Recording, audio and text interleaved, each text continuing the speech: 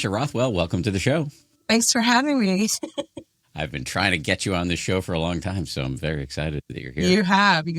I'm very excited, equal part excited and nervous. The nervous part I don't get, because you've been you've been on some pretty incredible sets in the last couple of years. So that strikes me as way more anxiety producing than like sitting down and talking to somebody you already know.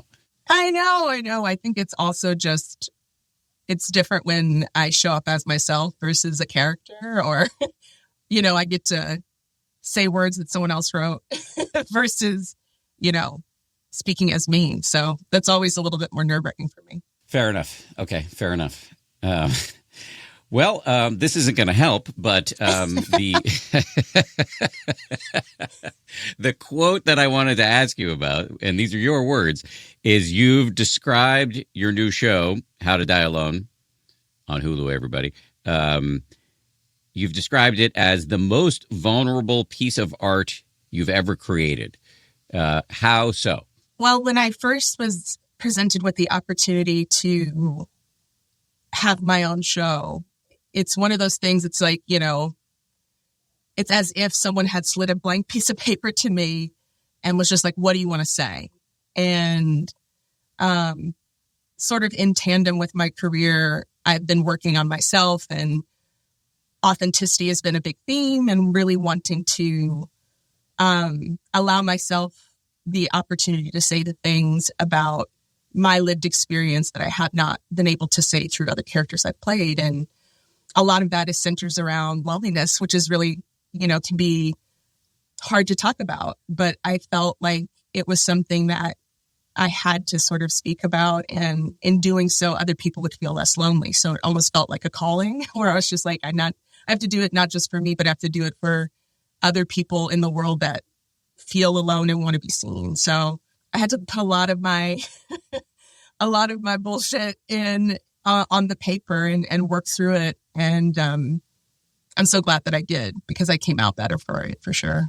Why is loneliness hard to talk about? As someone who suffers from depression, I feel like the biggest fuel for it is this idea of isolation and being by yourself. And it kind of feeds for my lived experience with depression. And when you start talking about it, then you're no longer alone. And so then you kind of have to give up the lie that you are alone.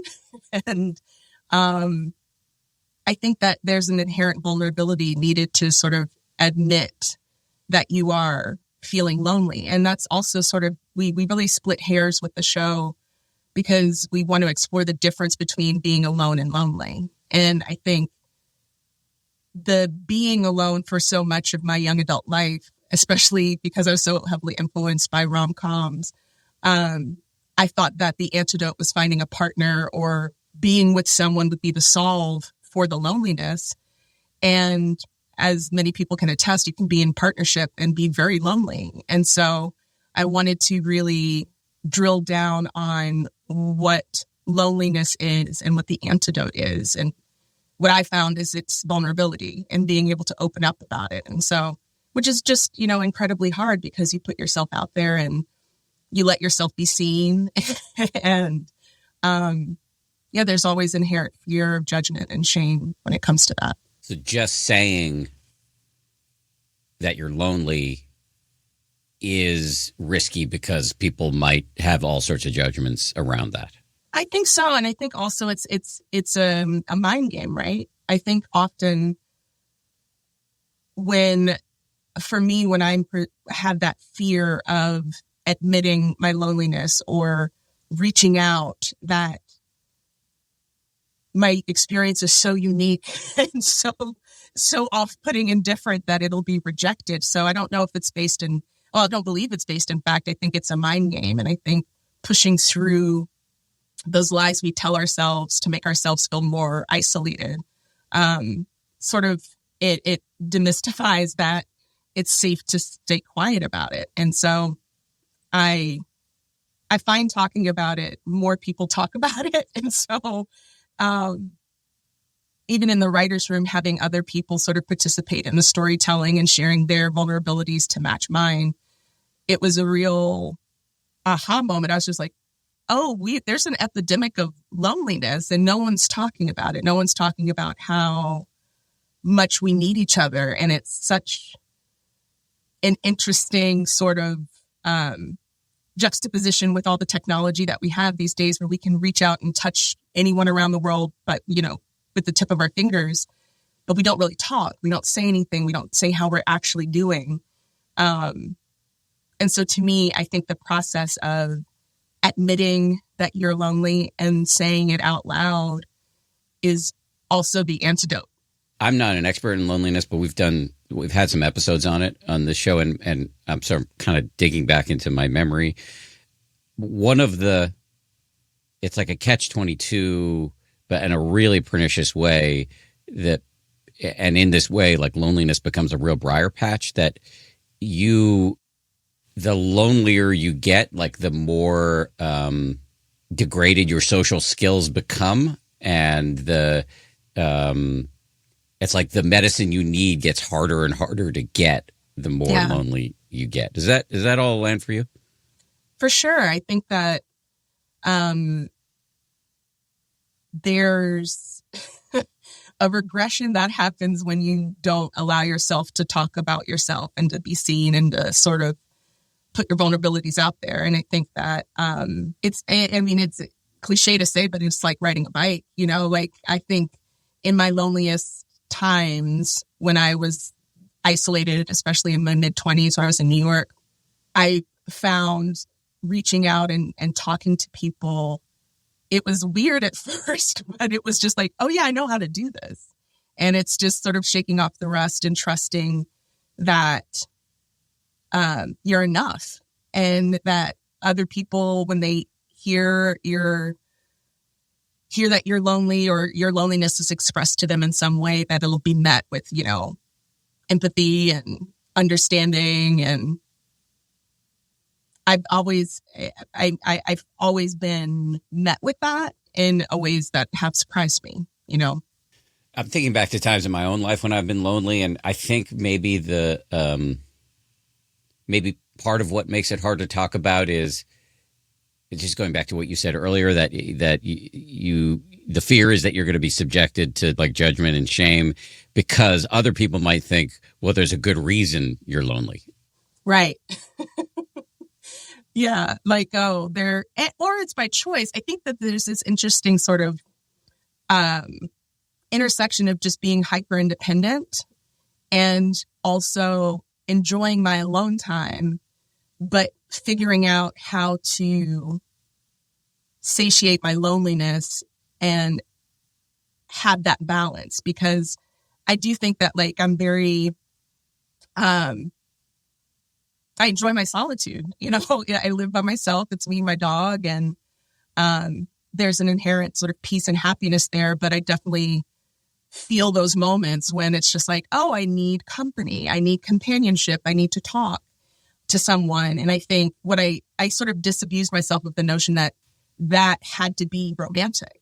And I think for me, what that allowed me to do was see the love that was already in my life that I wasn't taking advantage of, from my friends and from my family, and be like, oh, okay, like, when you take sort of the rom-com, idealized, romanticized sort of version of being pulled out of your alone time in that way, I was like, oh, I can be pulled out in ways that are platonic, but equally, if not more powerful, because there's a real selfless kind of exchange happening there, I feel.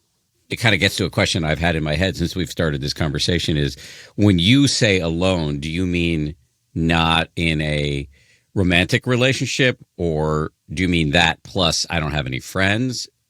I think it's a mixture of both. I think for me, it's currently not being in a romantic relationship, but also the number of friends in my life, especially in my early 20s, mid 20s, I wanted to be this needless wonder that was giving to them but wouldn't take for myself. And so when I needed someone, I would just isolate and sort of lick my wounds. And then when I got better, I would then circle back with that energy restored. And so it was a one-sided relationships, platonically. So when I say alone, it's both. It's this idea that the love, and again, when I was younger, it was more romantic love that I had elevated higher than any other kind of love. And then as 20 plus years of therapy, that sort of rebalanced itself. And it was just like, okay, now that I'm no longer saying that this is the only kind of love that I'll allow to be a balm to my loneliness, how can I access the platonic friendship, familial love that's always been there, that I kind of turned an eye to as not being as important? And so later in life, it was more, oh, how can I access that? And it was just like, okay, I need to speak my needs and have more reciprocal relationships where I can say I'm not okay on a phone call with a friend and not feel like I'm a burden. And so it was doing that work that sort of allowed me to see that the loneliness that I'm trying to get people to talk about is comprehensive and not just one-sided. You made reference to something that I see in reading a few articles about you too, that part of your conditioning is, this is my phrase, maybe not fully accurate, but kind of people pleasing or being attentive to other people's needs and insufficiently attentive to your own. Am I articulating this accurately? Oh, yeah, very much so. I think that I grew up in the church, and there was this sort of martyrdom that was sort of praised, and giving of yourself to the point of depletion was something that was seen as a prize. And I think that fed into sort of the seed that germinated into people pleasing. And yeah, I think that was a huge part of where a lot of my hurdles came from. And I also think that I was just very much fiercely independent from a very young age, and felt like I needed to have it all together all the time. And therefore I needed to make sure that I didn't present as a burden to someone. And that's sort of what I equated my needs to, as a burden, as opposed to just being valid. And I think the dance of all of those, little T traumas of trying to sort of understand why I am the way that I am, I think I've come to embrace my needs and embrace the people that embrace my needs.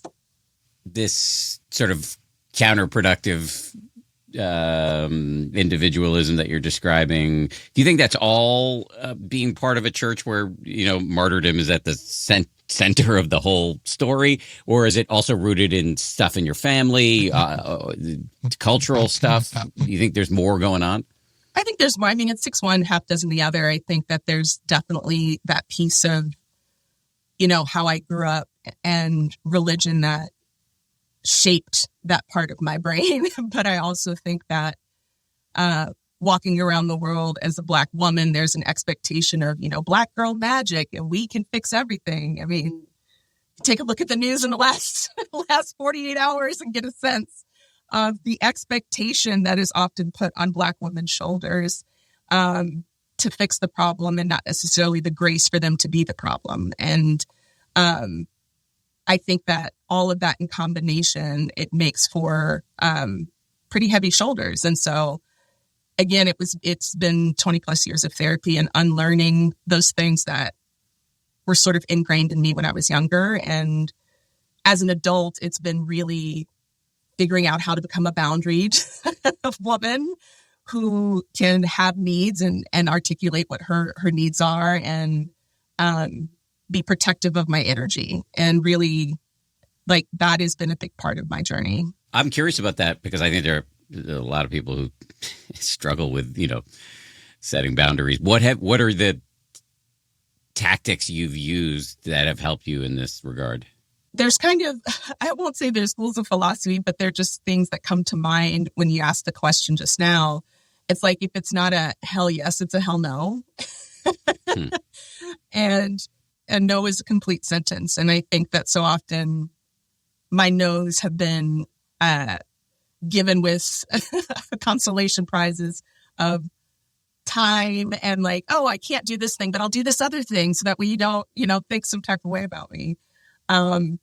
And also, yeah, it's making sure that the things that I'm saying yes to are genuinely, like, they genuinely excite me and they're not just to placate someone else. Yeah, I read that you had a period of professional burnout, and a lot of it was because you were saying yes to things that you didn't want to say yes to. 100%. And I think too, like, again, the cultural lens of that is so much of my entry into this career was just through the lens of not enough and not abundance. So I had to say yes to things because there wasn't enough roles for people who looked like me. And even though I hated the material and the writer and the director and the producer, I said yes anyway because I didn't know if I would have a chance to, do it again. And so it was coming from this place of not enoughness on multiple levels. And it was also just like I had to step back and just sort of trust the universe that, like, not only am I enough, but because I do feel like I'm called to do this as a career, that the things that are meant for me are going to be meant for me. And I don't have to jump on all the things that come my way for fear of, nothing else coming. And so just shifting that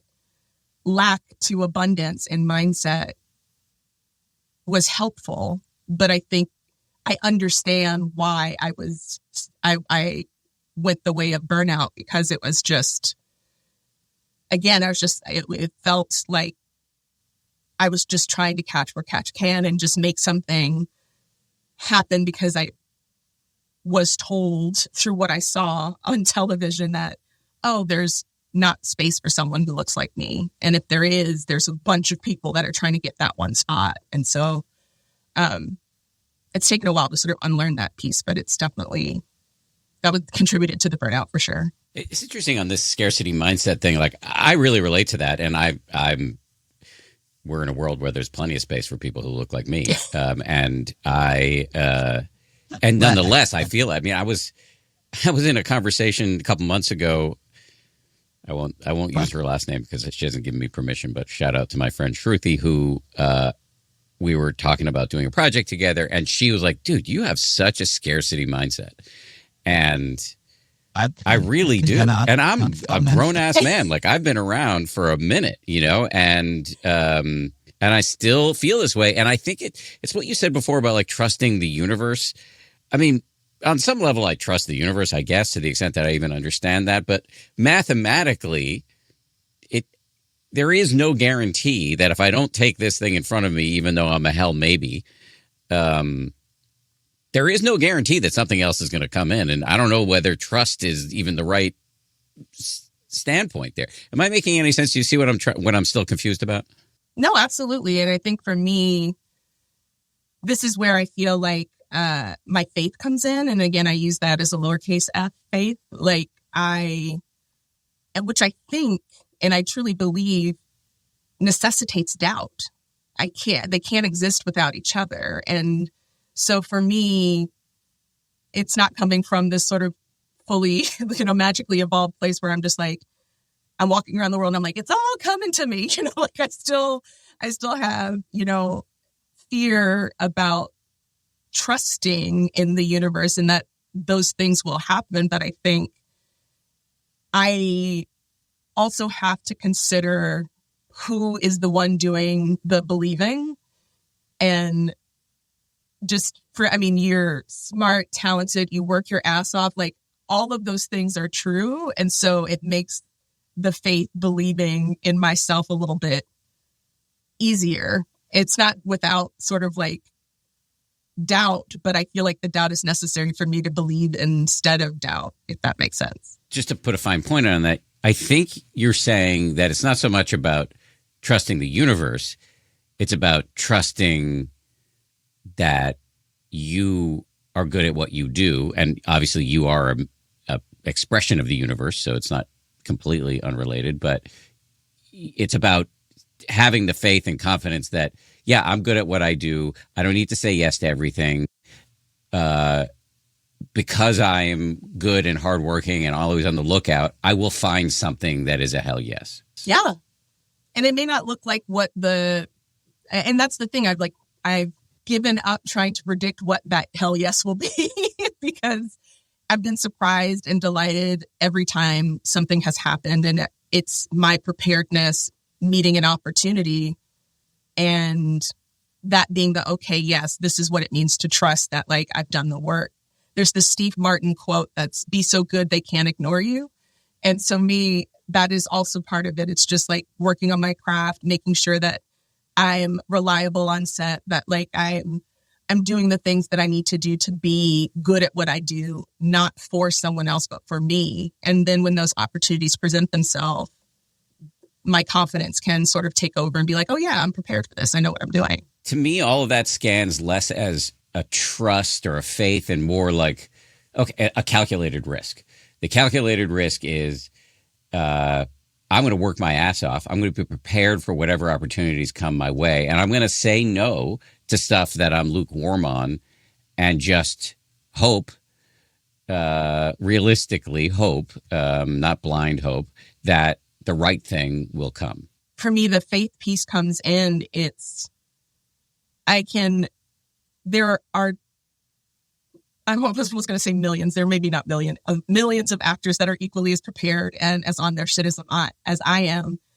But I think that I would be foolish to think that my preparedness and my, commitment to the craft eclipses anyone else's. You know what I mean? Where it's just like we're all working on our craft and doing the thing. And so where the faith comes in is that I believe that I will be given opportunities that are a hell yes, that'll allow me to express this gift that I believe that I've been given and share it in whatever scale that looks like. I think that's why oftentimes when people ask me about, what does success look like? For me, it's never like numbers of followers on Instagram or awards or even money. For me, it's working with people that sharpen me, iron sharpens iron, and being able to help people in any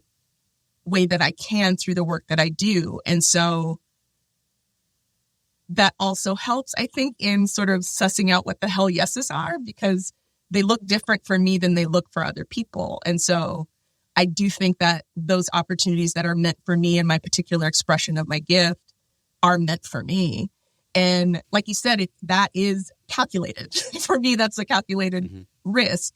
But there's sort of a soupçon of faith that helps, I think, carry that risk. Yes, totally. No, I agree. I think my way of putting it overlooks the soupçon of faith, or downplays it when actually it is required. You're talking about like what opportunities go to whom, and and how you in this incredibly competitive career that you've chosen for yourself, how you navigate that. And this little riff is coming to mind from Sharon Salzberg, who's kind of a legendary meditation teacher.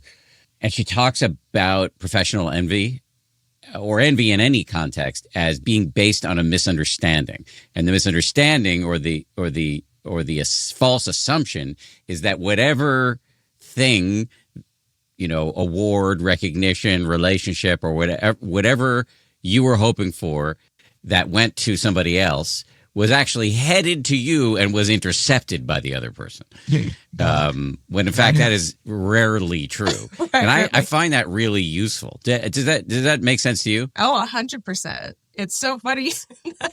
That just is a visual of just something coming to you and someone tackling it out of your arms.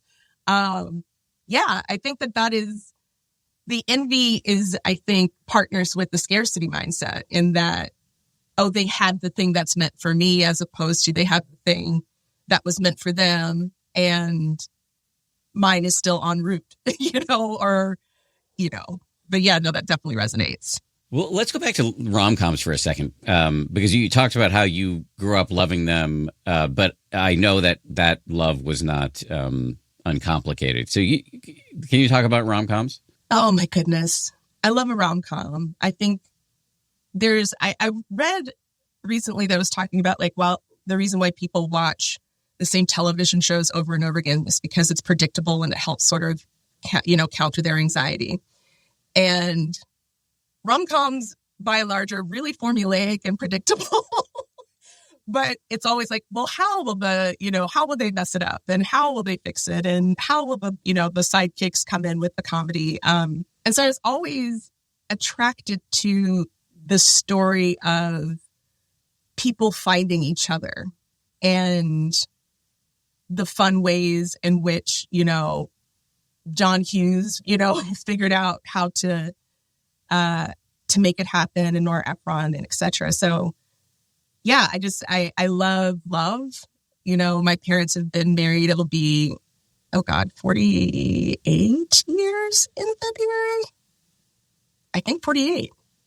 And they are deeply in love,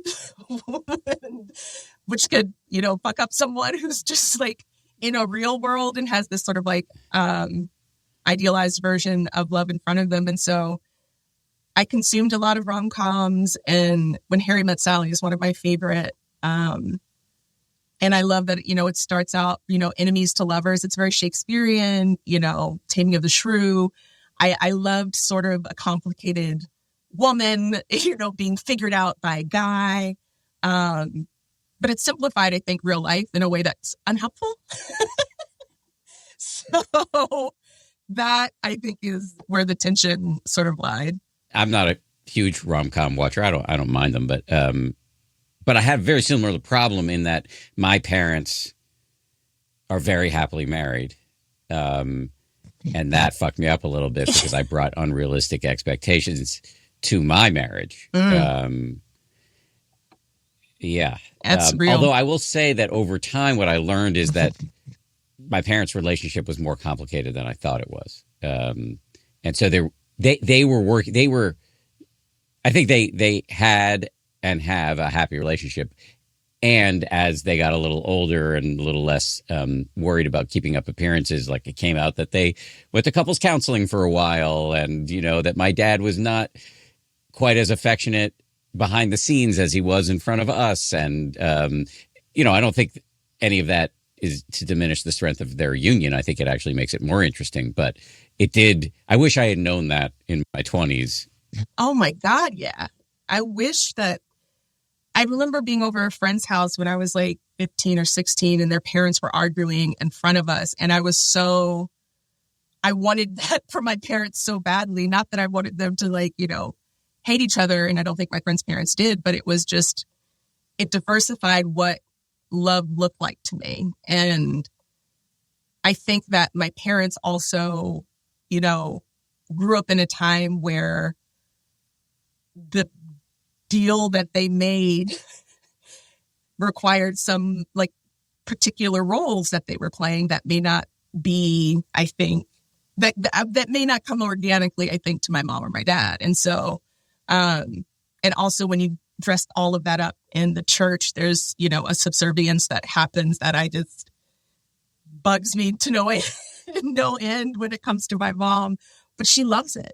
She loves taking care of my dad, and my dad loves providing for my mom. And they're in these very sort of specific roles that feel anachronistic, but I know it works for them. But I also wish I had some dirt on them growing up. But your issue with rom-coms, I think, goes deeper than that. It's also a kind of a representation issue too.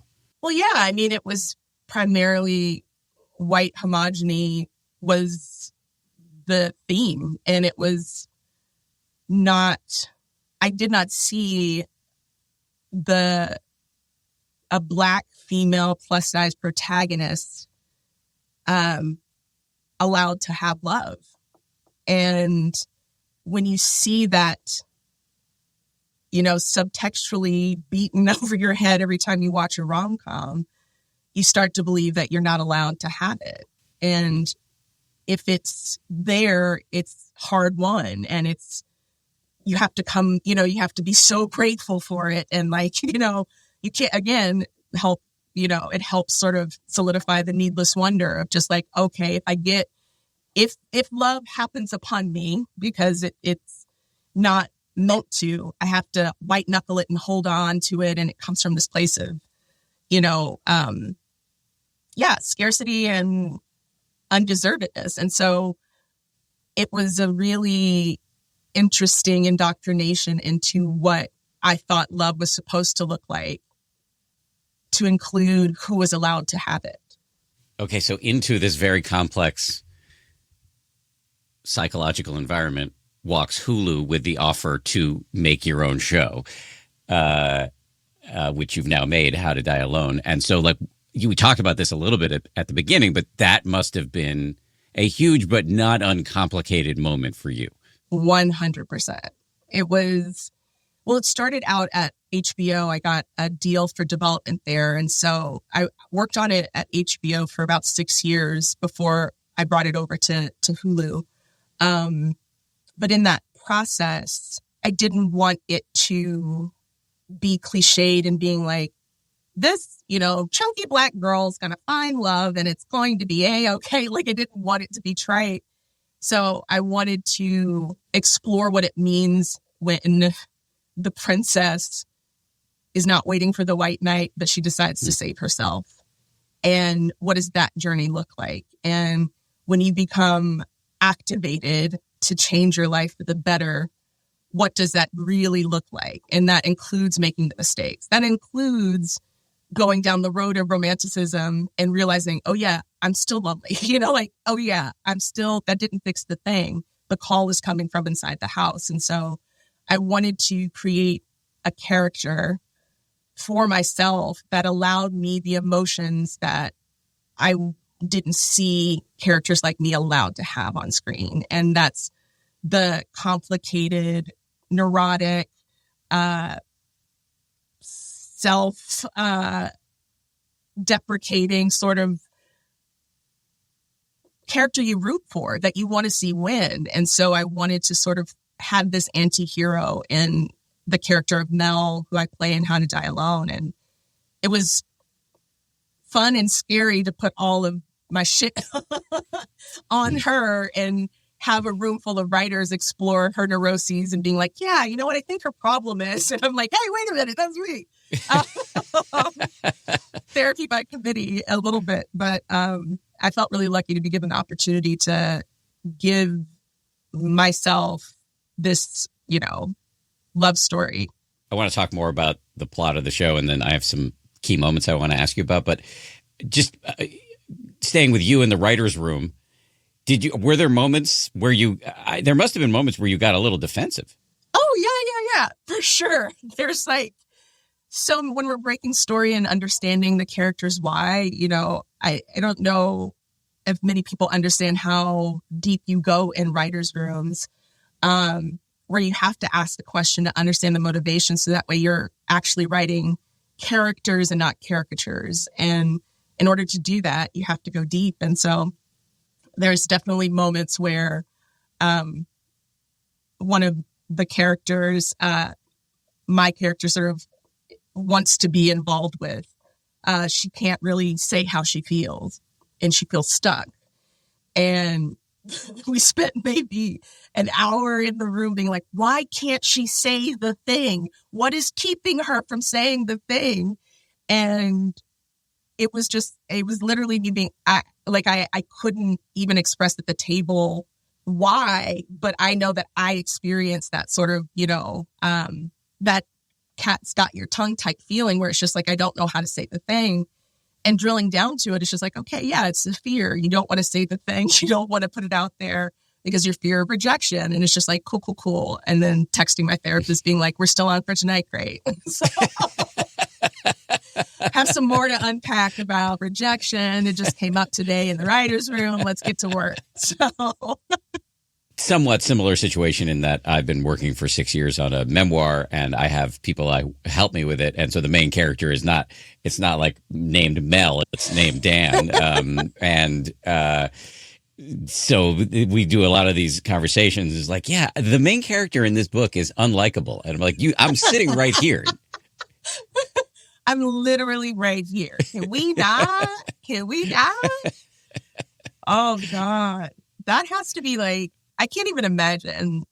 I think, like, as I was saying at the top of this, like, showing up as myself has been the journey of my adult life, and a memoir to me. I can't even, it's putting it pen to paper and putting that truth out there in a really tangible way. That's impressive. It would scare the shit out of me, but it's definitely scary. Well, I want to go back to you though.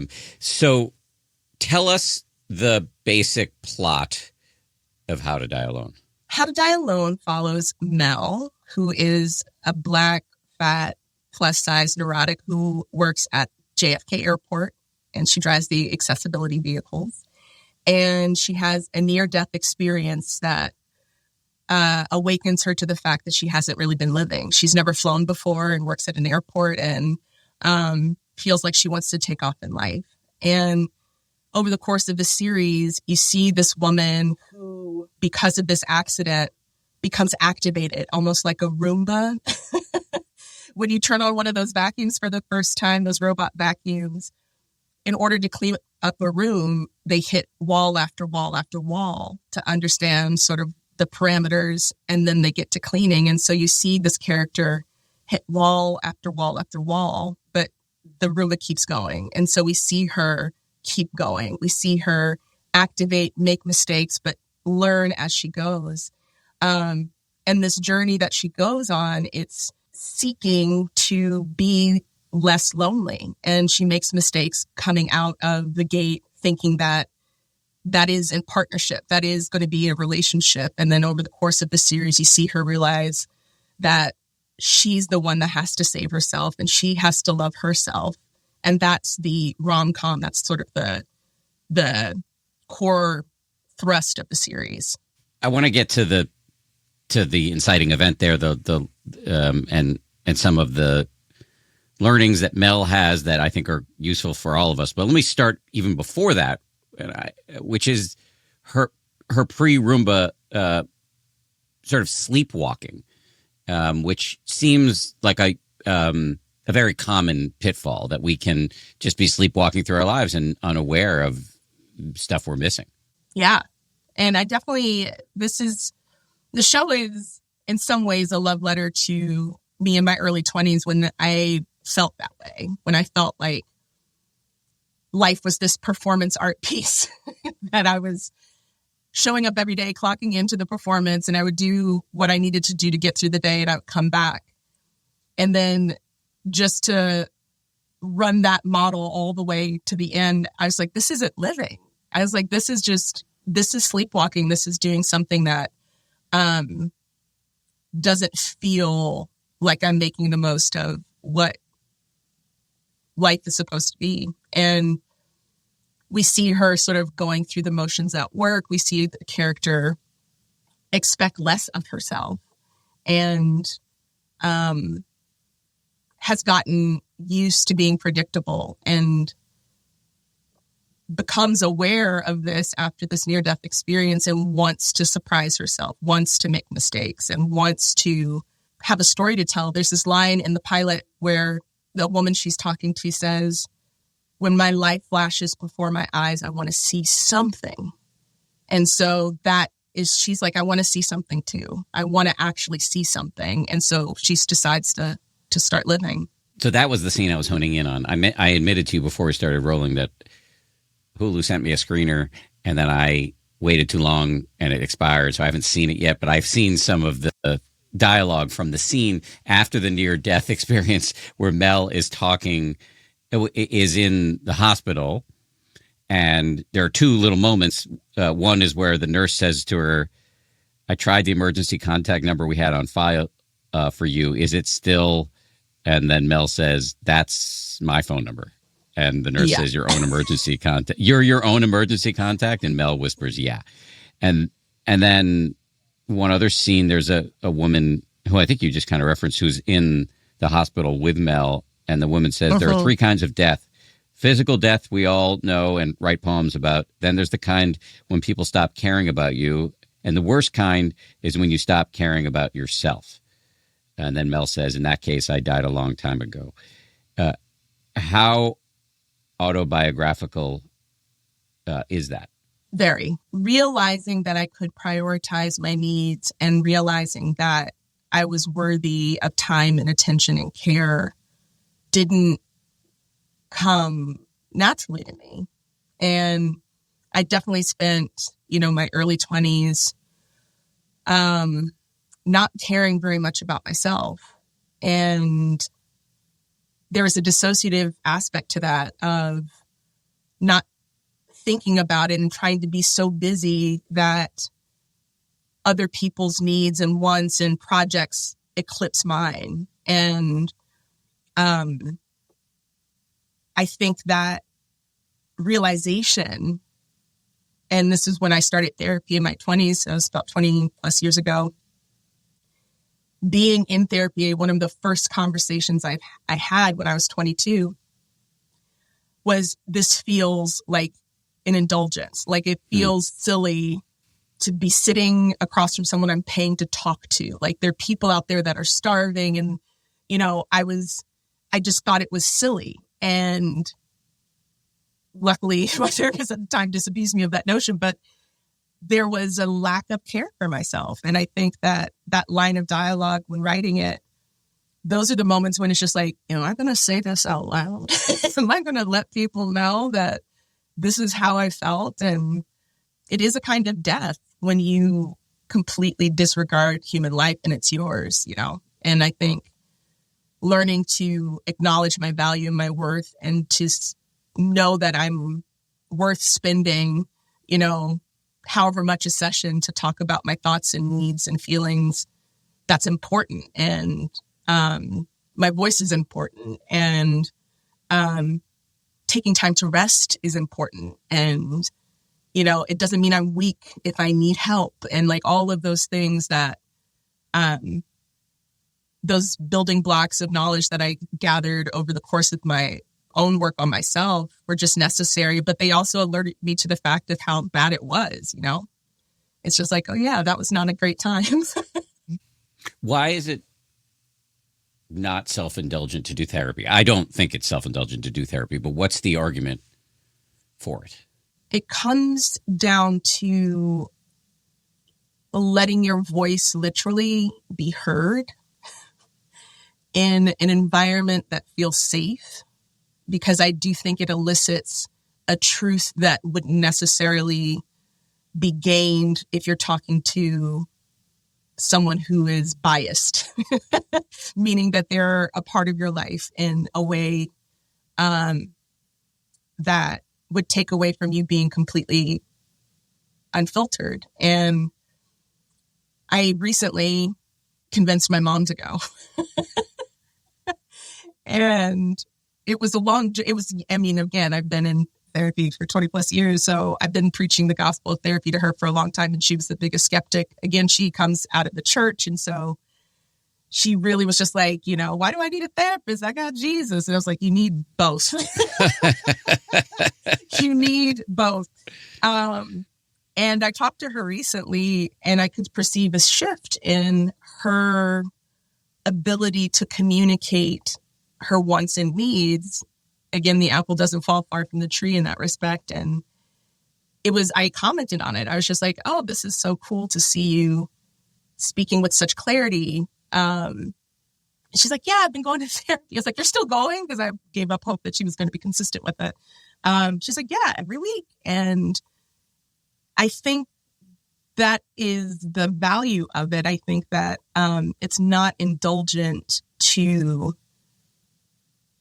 accept that your mind and your emotional health is just as important as your physical health. And I think it took me a long time to equate those things, because I was just like, oh yeah, going to the doctor, because I have an ulcer, that makes sense. But going to a doctor because I have anxiety and depression, I should be strong enough to fix that on my own. And it really did that whole idea of just feeling culpable for a chemical imbalance was hard to be like, okay, I have to let that go and be like, no, I have needs that need to be met. And this is a great way to meet those needs. especially since the anxiety and stress is what's causing the ulcer. Right. Real talk. Okay, I love when I have somebody well known on the show asking them about like their non-negotiables, the stuff that they like have to do to keep their shit together. You talked about therapy. What else would fit in that category for you? Alone time. I have a rule on set, and when my assistant is sort of working with my schedule, that I have 1 hour uninterrupted before I engage with people. And this is, I'll go through hair and makeup and do the thing. Then I'm just like, alone time is in trailer. They have a little sign that's just like, please don't disturb. And it's just for me to be with myself. And so much of what I do requires something from me for someone else, talking to the production designer, talking to post, talking to the line producer, being out there, especially on this project. I was EP, I was co-showrunner, and I was the star of the show, and I was in every scene. And so it got to the point where I would wake up and nothing was mine in my day. And it was a willing sacrifice and a joyous one because it was, manifesting my dream. But I realized I was like, oh, I need to have 1 hour where I come back to myself and listen to myself and have that stillness. So that's pretty non-negotiable. What's your relationship to meditation these days? Oh, Dan. I'm not asking as a bully. I'm not asking as a bully. I'm just curious. I know. It is the thing that makes the most sense of me. And I fell off the proverbial wagon. I was in Thailand shooting the new season of White Lotus for 5.5 months. And it was very interesting to be in an environment that promotes meditation and supports it in every part of its DNA. But struggle with it. I do struggle with it, but it's something that it's not the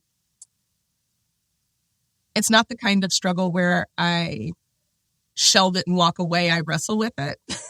So I will have moments where it's just like, well, today I'm going to have grace with myself because I'm shooting for 18 hours, but I'm just going to make sure that I check the thoughts as they come in. And I find it, more of the walking meditation versus sitting down and being with myself in that stillness. But I do think that there is work that I want to do to understand my resistance to that quiet and my fear of that quiet sometimes, because so often my escape is just to turn the volume up on everything and make sort of, make it so busy that it feels like I'm listening to myself, but I'm really not. And so, yeah, I'm rambling to say I am a student of meditation, but I'm not the top of the class. So the primary obstacle I thought you were going to say is not having enough time, but then as your answer went on, it sounds like there's something deeper. Maybe it's additional, maybe it's instead, I don't know, of it being a little terrifying to be alone with yourself. In that way, yes. I think it's a little bit of both. I think my schedule is absurd most of the time because I'm very busy. But I do think that being still and quiet with myself, like I think I said before, like alone time is important to me and I like being alone, but it doesn't necessarily mean I'm listening to myself or really sitting in a stillness and clearing my mind. It's like vegging out and watching, TV or, doing the crossword or doing something that keeps me busy. And I think the stillness, that expression of being alone, I can get a little antsy, a little fidgety. And part of that, I don't know if it's the ADHD and just not being able to sit still, but it's also, it can be unsettling. Quiet can be unsettling for me a little bit. It can be unsettling for many, many people. I think part of the point is to, increase your okayness quotient and curiosity about like what's going on in those moments. If there's an ADHD component, then you might want to think about moving to a walking meditation instead, because you'll get the same it'll freak you out in the same ways that I think are very helpful without bumping you up against your brain chemistry in ways that are unhelpful, if that makes sense. No, for sure. I felt like when we did the walking meditations at the retreat, I found them the most natural in terms of like, oh yeah, this feels right. But I do think that I would be wimping out to say that I haven't noticed resistance to traditional meditation because of the quiet. And I think that the beauty of getting to know you and your relationship to meditation has made that okay, and not in the way that you think, Jeremy, like not that the journey to finding a meditation practice, I feel like you celebrate that curiosity and that journey in a way a perfectionist like myself can just be all or nothing. And so I think that's what I've appreciated about getting to know you and getting to know meditation through your lens. It's allowed me to have grace with myself in this process, as opposed to trying to be the star student of, the Buddhist meditation. First thing to say is Natasha referenced the retreat. She and I did a retreat together with a few other people in late 2023. So that's what she's referencing there. And in terms of the grace and the imperfection, which is talk about non-negotiable. Imperfection is the only. I mean, unless you're like enlightened, imperfection is the only thing. I just think. Most of my wisdom about meditation is stolen from Joseph Goldstein, who you know because he taught that retreat. So this I'm stealing from him, which is that struggle, if there's any sort of struggle in your practice, and in your case right now, the struggle is it can be terrifying to be with yourself in that way. That struggle is a very useful feedback. And it can, instead of taking it as, oh, I'm failing at this, so I'm out, deuces, it's really like, oh, well, let me get curious about this because there's something here. And the courage to just kind of sit in that day after day or every other day after every other day, whatever your cadence of meditation is, I mean, that's where the benefits will come over time. You're nodding your head, but it does make sense to you what I'm saying? Oh, yeah, it resonates completely. I think I was going to say, like, anything that I've struggled to get has been like the juice has been worth the squeeze. And to me, I feel that way about meditation, where the juice is inherently worth the squeeze. And I feel it.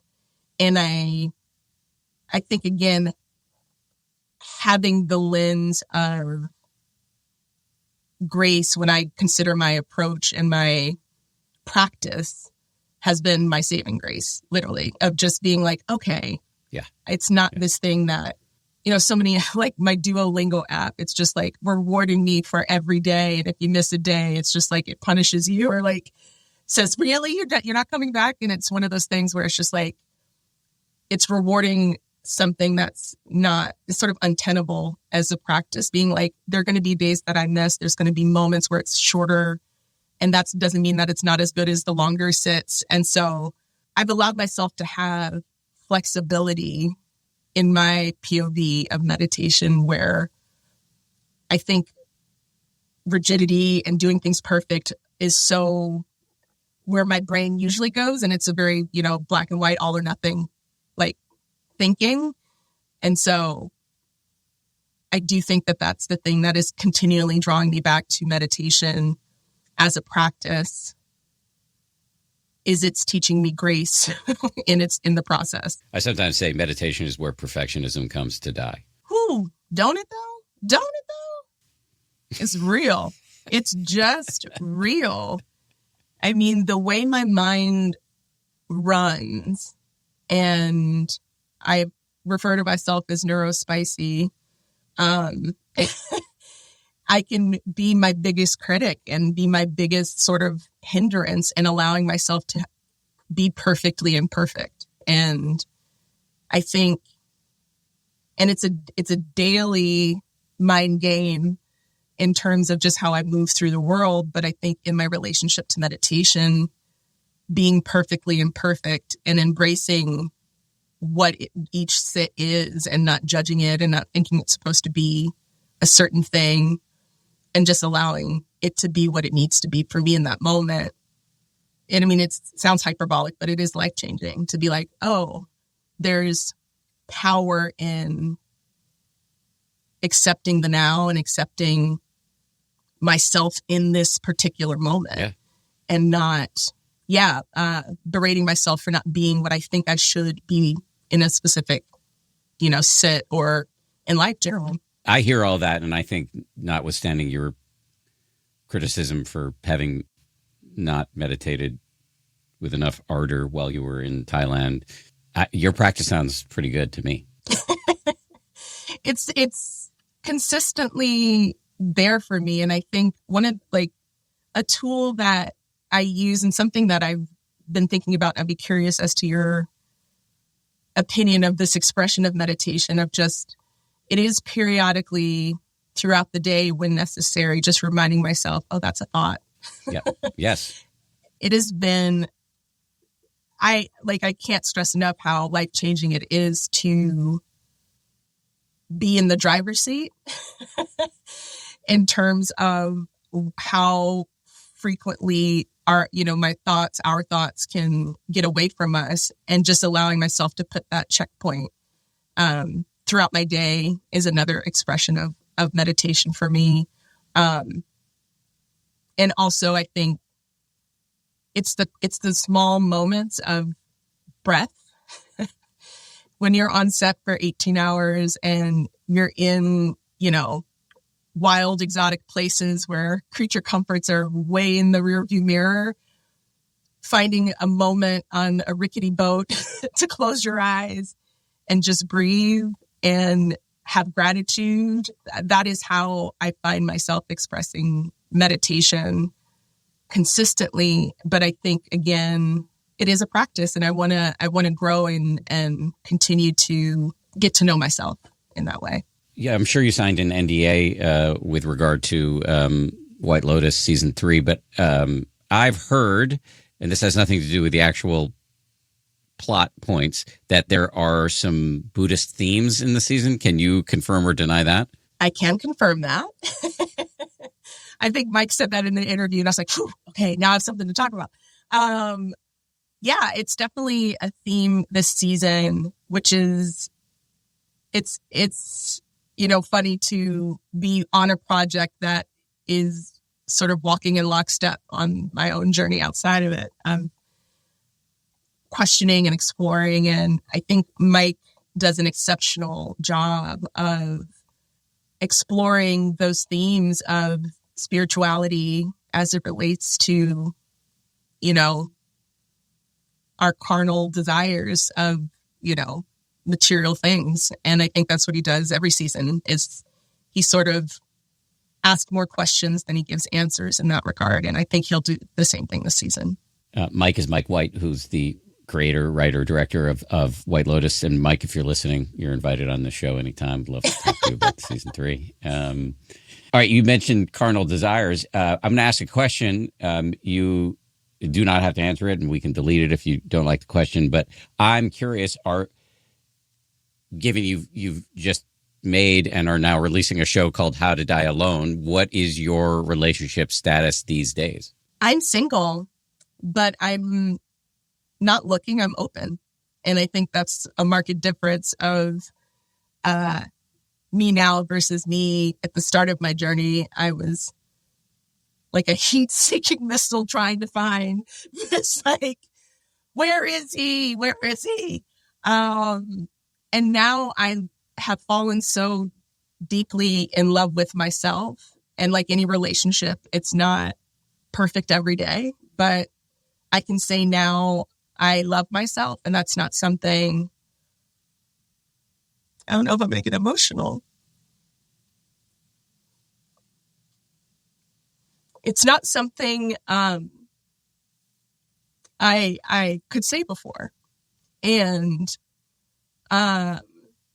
it's taken a long time and a lot of therapy and a lot of work to get to a place that me as I am today pencils down, I love her. And I would love to share her with someone. And when or if that happens, it will be great. But I know that I'm whole now. And I love love. I still watch rom-coms, and I still believe in love. And I just am now open, and I'm not in a place where I'm approaching it from a sense of lack. I think I now have something to offer. And yeah, that's where I am.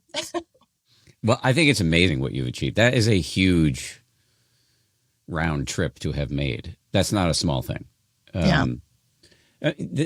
Self-love is an interesting topic. I mean, as you know, I'm very interested in it. And because it's different from romantic love, although I don't think we're probably not supposed to quote Woody Allen anymore, but that great line about masturbation is sex with someone I love. Right.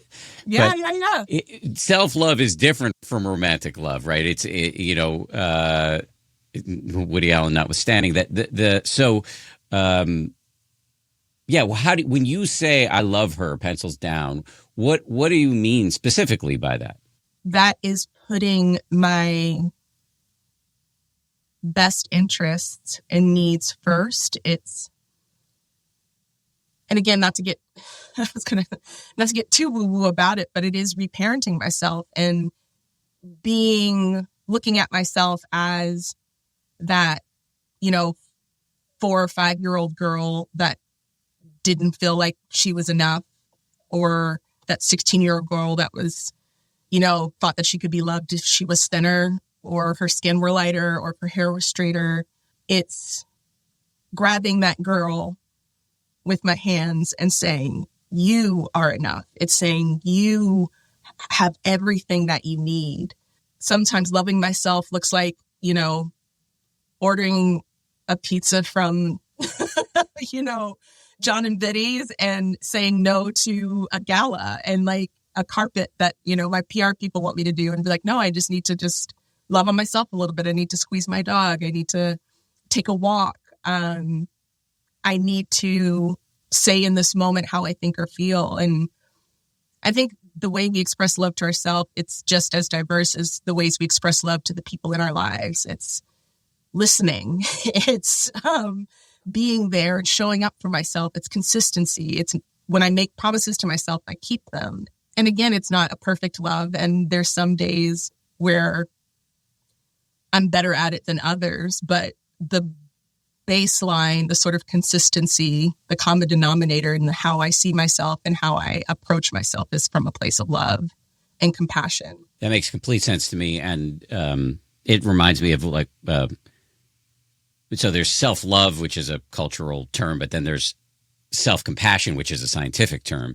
The person who has spearheaded that research, who's been a huge influence on me, her name is Kristen Neff, and she's a researcher at the University of Texas, Austin. And one of the questions she teaches people to ask in order to practice self-compassion is, what do I need right now? And you could see that as self-love in action. 100%. And asking the question requires you to listen to the answer.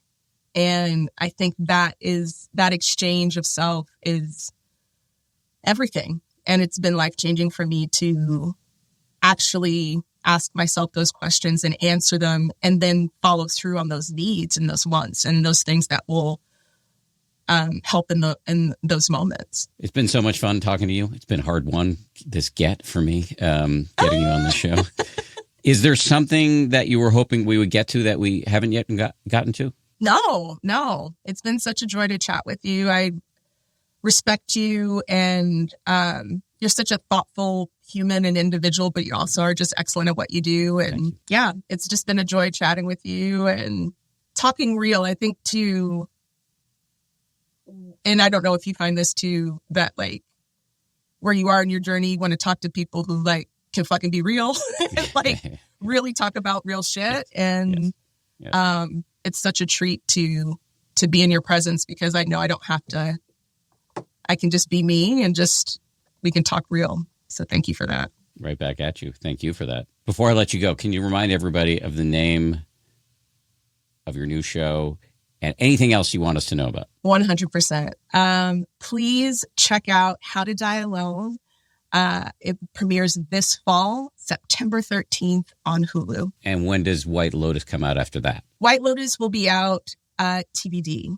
That's above my pay grade. But it'll be out hopefully soon. I want to just plug a few more things on your behalf. She was in Wonka, which I didn't actually know when I took my son to see it a couple months ago. So it was so cool when you showed up on the screen. Also, of course, in the HBO show Insecure, which she was on and also wrote for.